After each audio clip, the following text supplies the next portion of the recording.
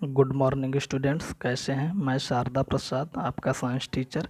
Science के अंतर्गत हम लोग बायोलॉजी का चैप्टर 1 पढ़ रहे हैं।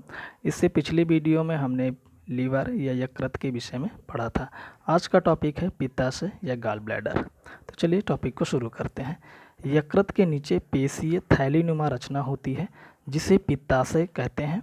पित्ताशयी नलिका यकृत नलिका का साथ संयुक्त होकर संयुक्त नलिका बनाती है जो यकृत से पित्त को पित्ताशय में ले जाती है।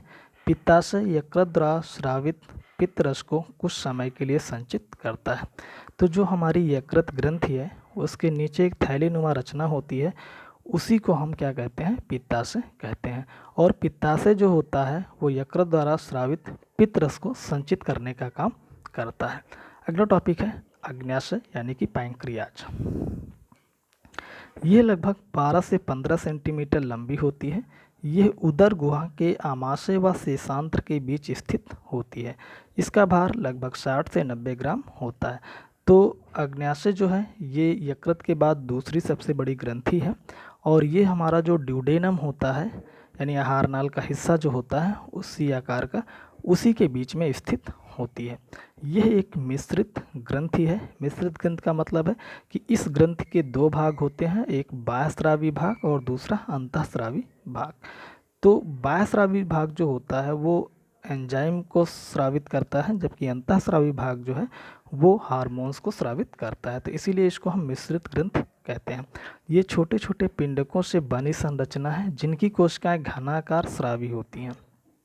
पिंडकों के मध्य लैंगरहैंस की दीपिकाएं स्थित होती हैं जो कि अग्न्याशय का अंतःस्रावी भाग बनाती हैं। यानी कि सबसे मुख्य बात यह है कि इसमें लैंगरहैंस की दीपिकाएं पाई जाती हैं और यही लैंगरहैंस की जो दीपिकाएं होती हैं वो इसका अंतःस्रावी भाग बनाती हैं।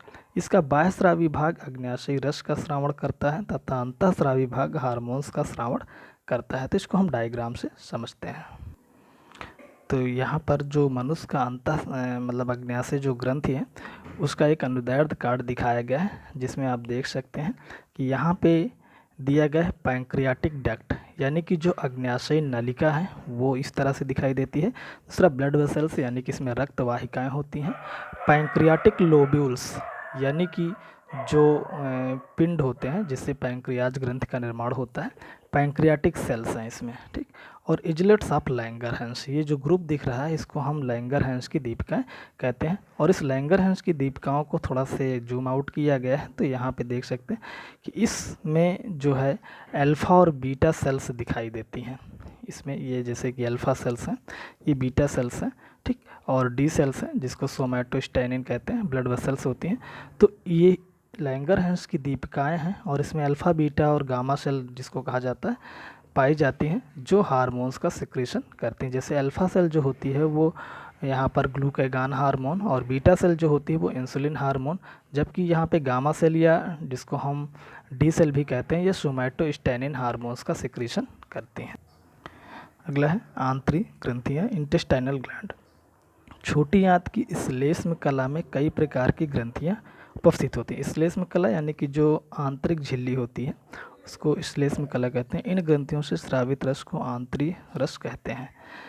ये ग्रंथियाँ लीवर कुहन की दरारों में स्थित होती हैं। श्लेष्म को स्रावित करने वाली बूनर ग्रंथियाँ, चूषक कोशिकाएं आदि पाई जाती हैं। श्लेष्म में पाचक एंजाइम उपस्थित होती हैं। ग्रहकार अग्न्याशय ग्रंथि पर संक्षिप्त टिप्पणी कीजिए।